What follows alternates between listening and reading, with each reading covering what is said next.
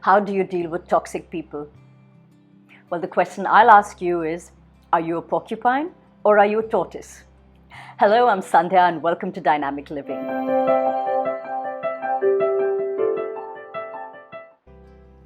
We all have faced toxic people in our lives. What are the kind of people that we find toxic?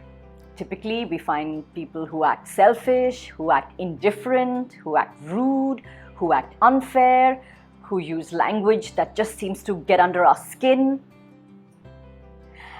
Now, the fact is that there's nothing we can do to control the whole world. What we can control is our reaction to it. There are enough articles and self-help books that tell us that. I would like to go into how exactly you go about doing that. Think about it this way. When there is somebody who's toxic around you, what's essentially happening is that their behavior is challenging something in your thinking. This is not how people should be behaving. People ought to be treating me fairly. Or that, how can this person be so indifferent? Am I not important enough? These are all the questions that relate to you. And the one common point is that everything else that we're talking about relates to something that we may or may not be able to control. So let's go to our reaction.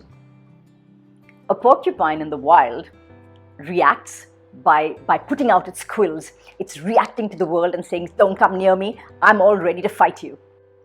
A tortoise, on the other hand, will withdraw into its shell and it just says, you know what, there's danger, there's trouble around, I'm just going to stay right here till it passes by.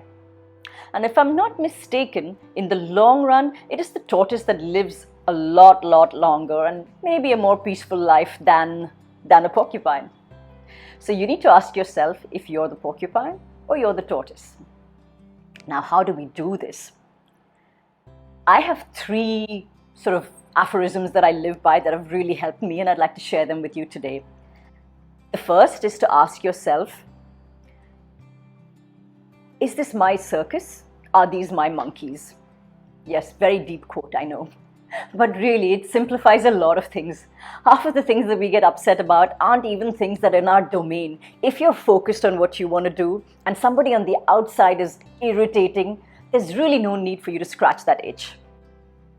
The second point that you can ask yourself is, maybe I shouldn't be attributing malice to something that can just as easily be explained by idiocy or unthinking behavior. Just think about that for a bit. Why we're getting upset is because we think someone else should not be behaving in a particular way or with a particular motivation. Now, we have no idea why they're behaving that way. They may be just having a bad day, or there might be something that they just never learned, or there could be 100 different reasons, all of which are only affecting us.